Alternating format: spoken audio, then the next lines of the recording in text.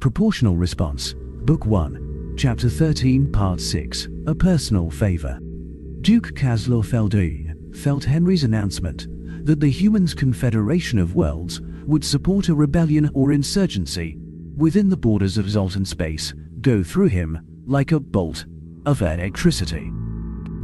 A quick glance around showed that it had a similar effect on the Arabzo and Themerican ambassadors. Both had sat up ramrod straight in their chairs, but Galen spoke first. You would be interfering in the internal affairs of the Altans, fomenting or providing material support to a civil war, even as a war strategy, is a direct violation, of which the Altan have been found guilty at least half a dozen times by the Council over the centuries. But somehow there is always a referendum vote which absolves them of actual wrongdoing and claiming they acted in the best interests of the League. That latter wording will be our saving grace in this one, especially when we bring to light some of the other atrocities that the Sultan have committed to keep everyone else down. Ambassador Balud, there are a few Arabsos serving aboard that ship, one of whom seems like she might be someone your intelligence community could turn into an asset. The holo display lit up with the face of an Arabso female, along with a lot of text, mostly arrest records and subsequent evaluations. Balud dipped his head forward in that odd approximation of a nod they used. I will take your file and speak with my people. I wonder though, why you?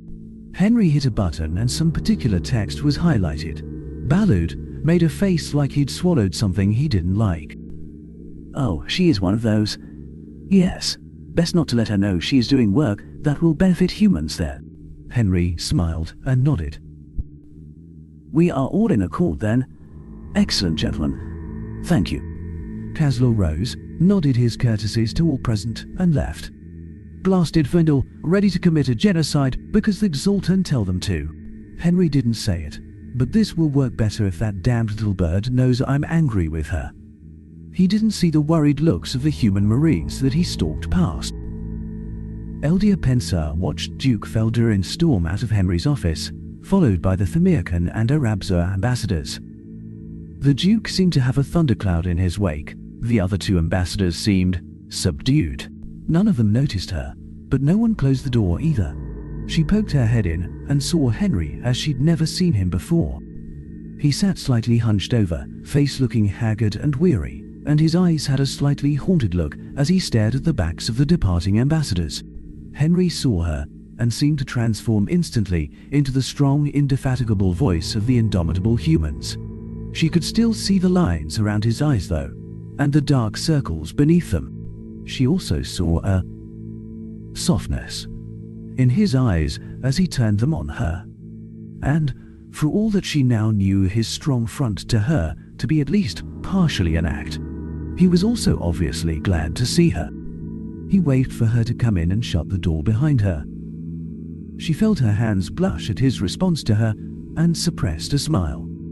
Well, suppressed part of her smile. She did want him to know she was happy to see him, after all. She also carefully put a look of concern and also chiding on her face as he waved her into the room. He spoke before she could even get a word in edgewise. How much of that did you hear? She leaned forward enough to make sure he could see down her shirt just a little, and saw his eyes dart to the bait, then back to hers. She pretended not to notice, and ignored the tingle that look sent down her spine. I am still making up my mind about this guy, damn it. I promised my nephew that we would consider it, not jump straight at him. She pushed all of that aside and laid her hand on his. The blush of that hand deepened, but he didn't seem to notice. He notices everything. Whatever has happened is big to have him so preoccupied. I heard nothing, dearie, though I can guess from the expressions of those who left and the haggard look you are trying to hide that some ambassador here has done something that you had to take extreme action on or make dire threats over, and then had to justify it to your allies. Surprise registered on his face, then his eyebrows drew down in concern. She spoke quickly, hoping to allay any fears he might have. No, darling. You are not that bad of an open book, and you might even have fooled me if I hadn't peeked around the door before you composed yourself. She sat down and reached forward to touch his hand again. This time, his cheeks changed color slightly, Oh yes, they blush on their faces instead of their hands. So cute. Damn it, Eldia, stop that. Think, don't just look. He needs someone now, and you are here. Talk. You take far too much on yourself, my friend. I should know. I have spent time in the court of many of our best nobles, and I know what that look means, even in another species. Please tell me you have someone to talk to. Henry turned away from her, breaking the contact of their hands, but nodded. There are several therapists in this embassy who have total security clearance, specifically to keep me and the other humans who deal with all of this stuff from chewing our own arms off. He turned back to her and smiled. This smile was less forced, and it let the rest of his wariness show through. They are very, very good at what they do, and always seem to know when to provide a perspective, when to comfort, when to suggest time off, and otherwise how to help me keep my head in the game. They are also all people I consider close personal friends at this point. She gave him a genuine smile in return. I am going to have to put some sort of appreciation package together for those therapists. Damn it, woman. I told you to stop it. He is not yours, and we haven't decided yet. I am glad, my friend. I'm sorry, that is the second time I've said that. May I call you friend? Henry chuckled and nodded. Yes, I think you may, at that. I have certainly enjoyed the company when you've been around, and will admit that I admire your progress on the field. She felt her hands blush, again, at the compliment, and moved to make sure he saw it. The move worked, and her blush deepened as she felt a little thrill of victory that went all the way down to, "No. Blast it. You stop that this instant. So, help me." Thank you. I have certainly appreciated and benefited from your instruction, as well as that of the rest of the humans here. Henry blushed a little again, and she felt another thrill, but ruthlessly pushed it down. She had other reasons for being here. So, now that we have established that we have broader boundaries with one another than we did a few minutes ago, that makes the request I came here with a little easier. It is about Enbel. I know that you and he have become very close, and I need some help with him. Henry sat back and put a hand to his chin, gave her a lopsided half-smile, and raised an eyebrow in invitation for her to continue. Too late to back out now. This will work. It has to. You see, my nephew is a good boy. No, wait, sorry, don't look at me like that. He was a good boy and is an outstanding man. He can be a bit, well, I will be blunt. He can be terribly stubborn when he decides that something is right or wrong.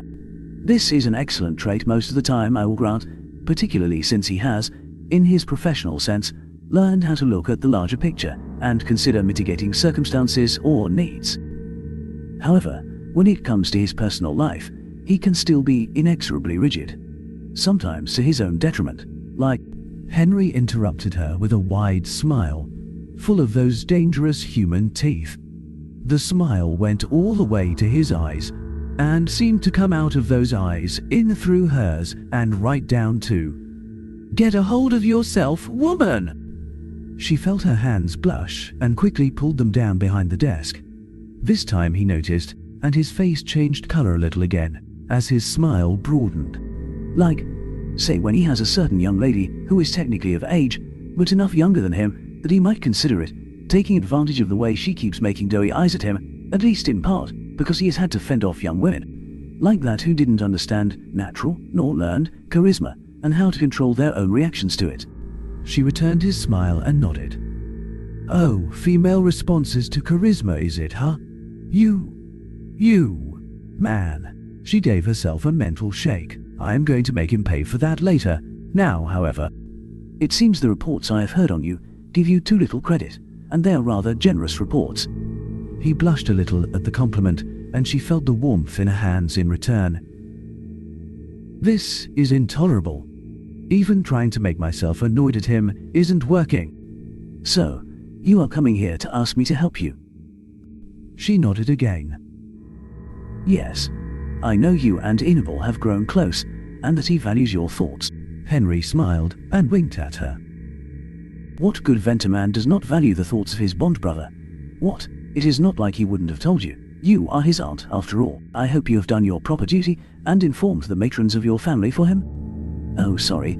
Don't look at me like that. I didn't mean to imply that you would be lax in your duties, my dear. Please accept my humblest apologies. wish to make sure that things go well and that the relationship does not create issues, and wanted to see if I could help if an issue exists. I'll tell you what, let me make it up to you by fixing you dinner.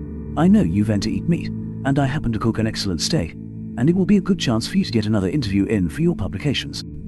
Eldia smiled and waved a hand at him, allowing him to see the blush on purpose this time. She hadn't really been offended, more like surprised. Still, no, she wouldn't take her first date with him as an apology. Oh, it is fine, Henry dear. You didn't really offend me, more like surprise me a little. I know you try to make a study of all of the cultures you interact with here, but I didn't expect you to know such detail. Henry's cheeks lost their color for a moment, and a downcast expression flickered across his face for the briefest moment. He recovered instantly, however, and a sly smile spread across his face. That smile swept across her in ways she didn't want to think about. If he keeps this up, my hands are going to turn positively black, he spoke with jovial tones. Very well.